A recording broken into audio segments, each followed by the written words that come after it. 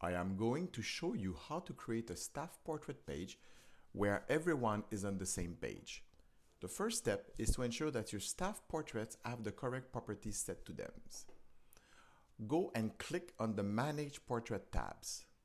Then click on Check out the book. Memento Yearbook relies on the role columns for advanced flowing options. You can sort by clicking on the role header column. The fastest and safest way to set a person role is to select one or more users, and then on the top right, click on Assign Role menu items.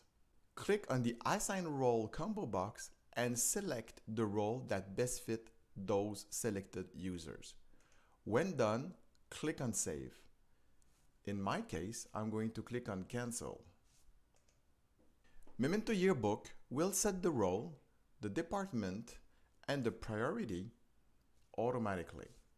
We recommend that you also set the title for your staff member so the person is properly highlighted in the page layout.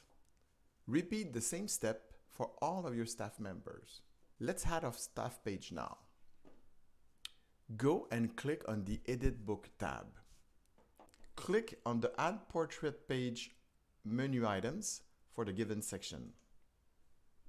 Scroll down until you see the role filter options. Select all the roles and click on the right arrow to have them displayed in the section. Click on Next Step to change the flow order. In my case, I want the principal first, followed by teacher and office staff, then support staff. Click on Next Step. We're not going to change the portrait templates and keep the default one because we can still fine-tune this later on in the editor. Click on Next Step. Review one last time, and when you're done, click on Add to Book.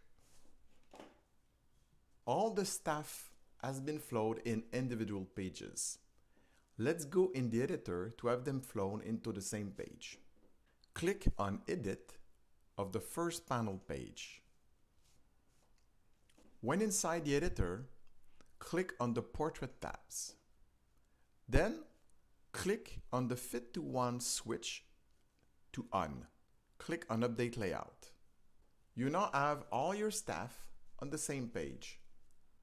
Please note that the Fit to One page option is per section.